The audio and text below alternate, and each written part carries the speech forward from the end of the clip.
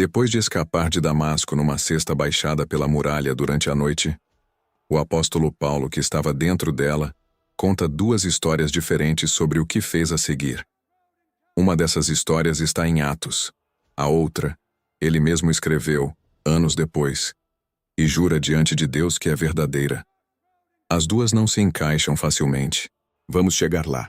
Mas primeiro, para entender o que estava em jogo quando esse homem chegou a Damasco, precisamos voltar à comunidade de Jerusalém, ainda resolvendo um problema bem mais simples: como alimentar as próprias viúvas. Atos, capítulo 6, verso 1. E naqueles dias, crescendo o número dos discípulos, houve uma murmuração dos gregos contra os hebreus, porque as suas viúvas eram desprezadas no ministério cotidiano. Helenistai, helenistas, judeus de língua grega, muitos vindos da diáspora, contra os hebreus, judeus de língua aramaica, nativos da Judéia. A primeira fratura registrada dentro da comunidade cristã não é teológica. Um grupo cultural se sentindo preterido na distribuição diária de alimento às viúvas. Os 12 apóstolos resolvem isso delegando a função a 7 homens escolhidos pela comunidade. E é revelador que todos os 7 nomes listados sejam gregos: Estevão, Filipe, Prócoro, Nicanor, Timão, Parmenas e Nicolau. A solução para a queixa dos helenistas foi colocar helenistas no comando da distribuição. Marcel Simon, em estudo de referência publicado em 1958, argumenta que esse detalhe não é acidental. É o primeiro sinal textual de que a liderança da ala helenista da Igreja de Jerusalém vai se tornar, nos capítulos seguintes, o motor da expansão para fora da cidade, precisamente porque são os helenistas, com suas conexões na diáspora, que primeiro sofrem perseguição e se espalham. Estevão, apresentado como homem cheio de fé e do Espírito Santo, não se limita a servir mesas. O texto diz que ele fazia prodígios e sinais entre o povo, e entrava em debate com membros de sinagogas de judeus da diáspora, a chamada Sinagoga dos Libertos, com judeus da Cirenaica, Alexandria, Cilícia e Ásia. Eles não conseguem vencer o argumento dele, e recorrem ao mesmo padrão que já havia condenado Jesus: testemunhas falsas, acusação de blasfêmia contra Moisés e contra o templo, e o arrastam ao sinédrio. E ali, diante do mesmo tribunal que já havia julgado Pedro e João 2 vezes, Estevão faz o discurso mais longo de todo o livro de Atos, um panorama inteiro da história de Israel, de Abraão a Salomão. O discurso segue a própria história de Israel como argumento de acusação. Começa com Abraão, chamado por Deus para deixar sua terra sem receber nenhum palmo dela como herança. A promessa vem antes da posse, tema que vai atravessar todo o discurso. Depois vem José, vendido pelos próprios irmãos por inveja, levado ao Egito e ali exaltado por Deus a governador. O padrão que Estevão está prestes a repetir com Moisés, e que a audiência já devia reconhecer como padrão também aplicado a Jesus. Rejeitado pelos seus, exaltado por Deus. E é na descida da família de José ao Egito que aparece o primeiro dos 3 pontos de tensão textual que a pesquisa discute. No verso 14, Estevão diz que Jacó desceu ao Egito com 75 almas. O texto hebraico de Gênesis e Êxodo, na tradição massorética que fundamenta a maioria das traduções modernas, registra 70. A diferença não é erro de contagem, é diferença de tradição textual.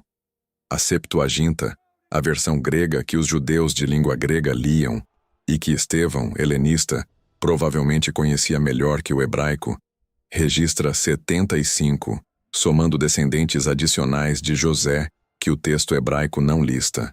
Craig Keener, no segundo volume do seu comentário publicado em 2013, trata isso não como falha de Lucas, mas como reflexo direto do texto grego que circulava entre os helenistas.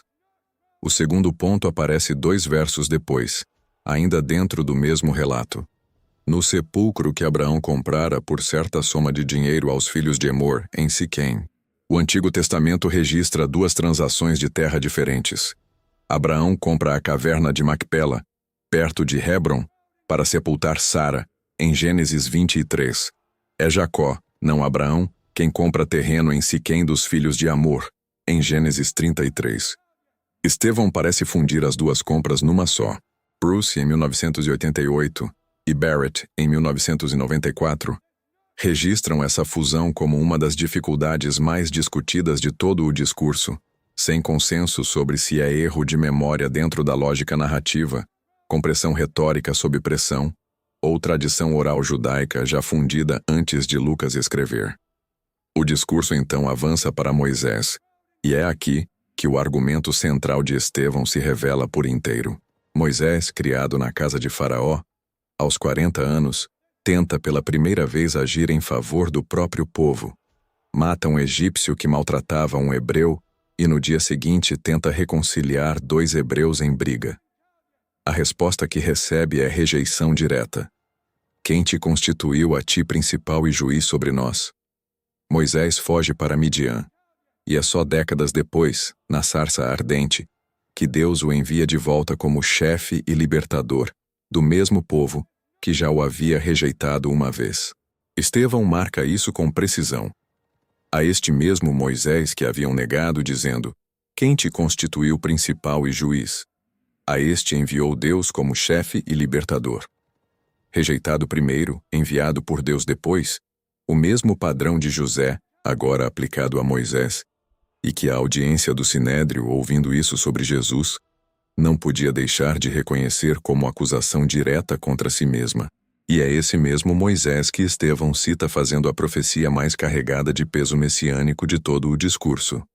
Um profeta vos levantará o Senhor vosso Deus, dentre vossos irmãos, como eu. A ele ouvireis. A citação vem de Deuteronômio 18, e não é a primeira vez que este canal encontra esse texto sendo usado dessa forma. Pedro já havia citado a mesma profecia em Atos 3, aplicando-a a Jesus. Estevão a repete aqui dentro de um discurso que está, no fundo, argumentando que a mesma geração que ouviu Moisés prometer esse profeta é a geração que acabou de rejeitá-lo. O povo, porém, não espera. Enquanto Moisés está no monte recebendo a lei por ministério de anjos, o povo faz um bezerro de ouro e oferece sacrifício a ele. É nesse ponto que aparece o terceiro dos pontos de tensão textual. Estevão cita o profeta Amós: vos levarei cativos para além de Babilônia. O hebraico de Amós, capítulo 5, verso 27, diz para além de Damasco, não Babilônia. Barrett observa que essa é exatamente o tipo de ajuste que uma tradição de leitura litúrgica faria com o tempo, atualizando a referência geográfica antiga para o destino de exílio, que a história efetivamente confirmou. O discurso então chega ao seu ponto mais perigoso. Depois de descrever o tabernáculo no deserto e o desejo de Davi de construir uma morada para Deus, desejo que só Salomão realiza, construindo o templo, Estevão vira o próprio argumento contra a instituição mais sagrada de Jerusalém. O Altíssimo não habita em templos feitos por mãos, como diz o profeta. O céu é o meu trono, e a terra o escabelo dos meus pés. Que casa me edificareis? Diz o Senhor. Ou qual é o lugar do meu repouso? A citação é de Isaías 66, e o efeito retórico é devastador diante de um tribunal cuja autoridade e identidade estão ancoradas no templo. Se o Deus de Israel nunca esteve, de fato, confinado a um edifício feito por mãos humanas, então a acusação de blasfêmia contra o templo, a mesma acusação que testemunhas falsas haviam levantado contra Estevão no início do capítulo, deixa de ser blasfêmia e passa a ser teologia bem fundamentada no próprio texto profético de Israel. É este argumento que transforma o discurso de resumo histórico em ataque direto à instituição que sustentava o poder do Sinédrio. O discurso termina com uma acusação direta. Vós sempre resistis ao Espírito Santo, como vossos pais, assim também vós. A qual dos profetas não perseguiram vossos pais? Vós que recebestes a lei por ministério de anjos, e não aguardastes. A reação é imediata. O texto diz que rangiam os dentes contra ele. E quando Estevão descreve uma visão, vejo os céus abertos, e o Filho do Homem em pé à direita de Deus. A multidão o arrasta para fora da cidade e o apedreja. E é aqui, no meio da execução, que o texto introduz o nome que vai dominar o resto do livro. E as testemunhas depuseram as suas vestes aos pés de um jovem, chamado Saulo. Só isso. Um jovem segurando capas. O texto fecha o capítulo com uma frase que, relida depois, ganha peso irônico. E Saulo consentia na sua morte. O capítulo 8 abre com a consequência direta. Naquele dia levantou-se grande perseguição contra a igreja que estava em Jerusalém, e todos foram dispersos pelas regiões da Judéia e da Samaria, exceto os apóstolos. E o texto nomeia quem lidera essa perseguição. Saulo assolava a igreja, entrando pelas casas, e arrastando homens e mulheres, os entregava à prisão. Repare no que essa dispersão realiza. A espinha estrutural inteira de Atos, estabelecida logo no capítulo 1, sereis testemunhas, tanto em Jerusalém como em toda a Judéia e Samaria, e até aos confins da terra. A perseguição que deveria destruir o movimento é, na lógica do próprio texto, o mecanismo que o espalha exatamente pelo mapa que Jesus havia traçado. Filipe, um dos 7 colegas de Estevão, desce a Samaria e prega ali. E o texto registra multidões se convertendo, incluindo um caso curioso. Simão, um mago que já praticava artes mágicas na região e havia conquistado seguidores afirmando ser algum grande. Simão se converte, se batiza, e depois oferece dinheiro a Pedro e João para comprar o poder de conceder o Espírito Santo por imposição de mãos. Pedro responde com dureza: vá tua prata contigo à perdição, pois cuidaste que o dom de Deus se alcança por dinheiro. O episódio deu origem à palavra simonia, a compra e venda de cargos ou favores religiosos, termo que atravessou a história eclesiástica posterior como categoria de pecado formalmente nomeada. Na sequência, um anjo direciona Filipe a um caminho deserto entre Jerusalém e Gaza, onde ele encontra um eunuco etíope, oficial da corte da Candace, título dinástico das rainhas da Núbia, voltando de Jerusalém após adorar no templo, lendo em voz alta um rolo de Isaías. O texto especifica exatamente qual passagem. Como ovelha, foi levado ao matadouro, e como um cordeiro mudo diante do que o tosquia, assim não abriu a sua boca. O mesmo Isaías 53 que este canal já tratou na série sobre o profeta. O mesmo texto sem nome que Jesus, segundo Lucas 22, aplicou a si mesmo. O eunuco pergunta a quem o profeta se refere, e Filipe, começando desde a mesma escritura, lhe anunciou a Jesus. É um dos poucos momentos em todo o Novo Testamento em que a interpretação cristológica de Isaías 53 é mostrada em ato, não apenas citada. E é exatamente nesse ponto do texto, depois da dispersão, depois de Samaria, depois do etíope, que Lucas volta a Saulo, o jovem que segurava as capas. E Saulo, respirando ainda ameaças e mortes contra os discípulos do Senhor, pede cartas ao sumo sacerdote para prender qualquer seguidor do caminho que encontrasse em Damasco. No meio do caminho, uma luz do céu o cerca.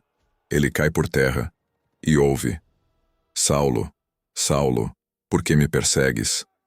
Cego por 3 dias, é levado a Damasco, onde um discípulo chamado Ananias, depois de hesitar: já ouvi de muitos acerca deste homem, quanto mal tem feito aos teus santos em Jerusalém. Vai até ele, impõe as mãos, e Saulo recupera a visão. É batizado, e imediatamente começa a pregar nas sinagogas de Damasco que Jesus é o Filho de Deus. Os judeus de Damasco, atônitos com a reviravolta, tramam matá-lo. E é aqui que o texto de Atos descreve a fuga. Guardavam também de dia e de noite as portas, para poderem matá-lo. Mas os discípulos, tomando-o de noite, o desceram num cesto pela muralha. Essa mesma fuga aparece descrita pelo próprio Paulo anos depois, em 2 Coríntios 11, e é aqui que a data começa a importar de verdade. Paulo escreve: em Damasco, o governador sob o rei Aretas guardava a cidade dos Damascenos para me prender. Mas fui descido num cesto por uma janela na muralha, e assim escapei das suas mãos. Etnarca, um oficial administrativo agindo sob a autoridade do rei Aretas, guardando a cidade. E aqui está o problema histórico que a pesquisa persegue há décadas. Damasco, durante praticamente todo o período romano do primeiro século, estava sob administração direta de Roma, dentro da província da Síria, não sob controle nabateu. Aretas IV, o rei nabateu mencionado por Paulo, governava de Petra, ao sul, não de Damasco. Como um oficial de Aretas teria autoridade para guardar uma cidade que, na maior parte dos registros históricos do período, pertencia a Roma? A moeda ajuda a datar o problema. Rainer Riesner, em Estudo de Cronologia Paulina publicado em 1998, reúne a evidência numismática. As moedas cunhadas em Damasco com a efígie do imperador romano cessam de aparecer no registro arqueológico entre 34 e 62 da Era Comum. Um hiato de quase 30 anos sem emissão imperial na cidade.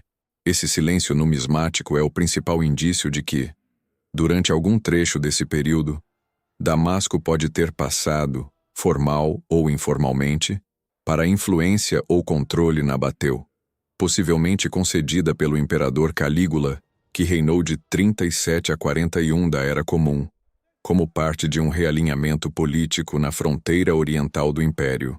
Martin Hengel e Ana Maria Schwemmer, em estudo publicado em 1997, e Wright, na biografia de Paulo publicada em 2018, tratam essa janela de Calígula como a explicação mais economicamente sustentada pela evidência disponível, sem, no entanto, existir documentação direta e explícita que descreva a transferência formal de autoridade sobre a cidade. O que isso permite fazer é datar com razoável precisão a fuga de Paulo. Como Aretas IV morreu em 40 da Era Comum, e o controle ou influência nabateu sobre Damasco parece ligado ao reinado de Calígula, a fuga de Paulo, e por extensão, sua conversão, que Paulo situa poucos anos antes dessa fuga, precisa ter acontecido antes de 40 da Era Comum, dentro dessa janela específica de reconfiguração política da cidade. É uma das poucas âncoras cronológicas externas e relativamente firmes de toda a carreira paulina.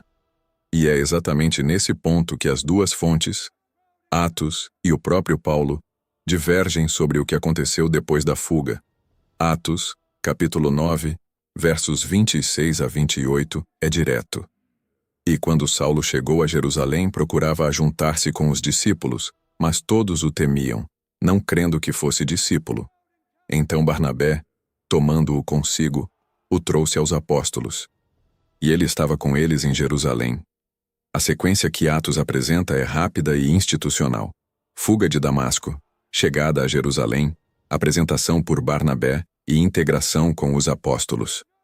Paulo, em Gálatas capítulo 1, conta outra sequência e faz questão de reforçar a veracidade dela com um juramento incomum. Ora, acerca do que vos escrevo, eis que diante de Deus testifico que não minto.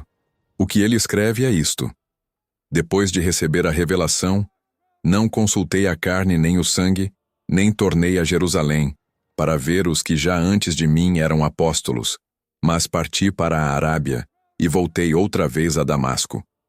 Depois, passados 3 anos, subi a Jerusalém para ver a Pedro. Historessai, o verbo grego que Paulo escolhe para ver a Pedro, carrega, no grego do período, o sentido de investigar, de conhecer por inquérito pessoal, não o sentido de receber instrução ou submissão. E ele completa: não via nenhum outro dos apóstolos senão a Tiago, irmão do Senhor. E passou apenas 15 dias ali. As duas versões não se encaixam com facilidade. Atos sugere uma sequência rápida e uma integração ampla com os apóstolos. Paulo insiste sob juramento formal, numa demora de 3 anos, numa passagem pela Arábia que Atos nem menciona, e num contato limitado a apenas 2 nomes. A pesquisa se divide, como sempre, em posições que não se resolvem por simples leitura do texto. Uma leitura harmonizadora, defendida por parte dos comentaristas mais conservadores, argumenta que os 2 relatos não são, tecnicamente, contraditórios. Atos, escrito décadas depois, e com propósito narrativo de mostrar a continuidade e unidade da Igreja, pode estar comprimindo uma sequência de anos numa passagem curta, sem necessariamente afirmar que a viagem a Jerusalém foi imediata, apenas que, em algum momento depois da fuga, ela aconteceu. Colin Hammer, em estudo de 1990 sobre a ambientação histórica de Atos, defende esse tipo de leitura, tratando compressões narrativas como convenção normal da historiografia antiga, não como erro.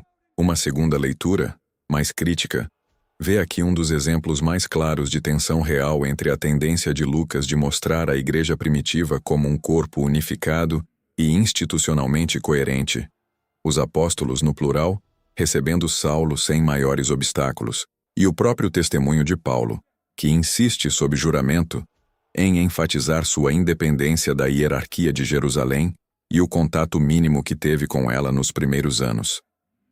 Barrett observa que o motivo do juramento em Gálatas só faz sentido se Paulo estava respondendo a alguém que já contava uma versão diferente da história, o que sugere que a própria discrepância entre os relatos não é invenção moderna de crítica textual, mas um ponto que já gerava disputa entre os próprios primeiros leitores de Paulo, no primeiro século. Nenhuma das duas leituras resolve tudo.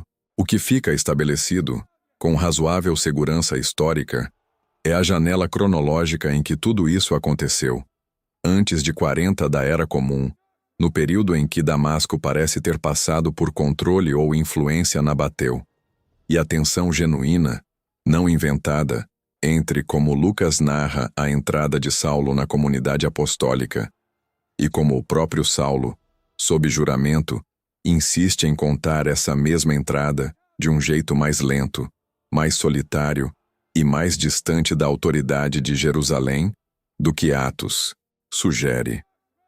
O capítulo 9 termina com Saulo enviado de volta a Tarso, sua cidade natal, para a segurança, e com uma frase que fecha o bloco com serenidade depois de tanta tensão. Assim, pois, as igrejas em toda a Judéia e Galiléia e Samaria tinham paz, sendo edificadas. É o mesmo Pedro agora que o texto segue nos versos finais, curando um paralítico chamado Enéas em Lida e ressuscitando uma discípula chamada Dorcas em Jope. Episódios que preparam, sem anunciar ainda, o próximo movimento decisivo da história, a casa de um centurião romano chamado Cornélio. No próximo vídeo, vamos falar sobre a casa de Cornélio, o centurião romano, e a pergunta que dividiu a comunidade de Jerusalém. Um gentil pode entrar sem passar pela lei judaica? Me conta nos comentários. Você sabia que Paulo jura diante de Deus, em Gálatas, que sua própria versão da história é a verdadeira? Se gostou do conteúdo, se inscreva no canal e assista também nossas séries sobre as cartas de Paulo e o profeta Isaías. Conheça também nossa marca de camisetas. Cada compra ajuda a manter esse projeto. O link está na descrição, aguardo você no próximo vídeo.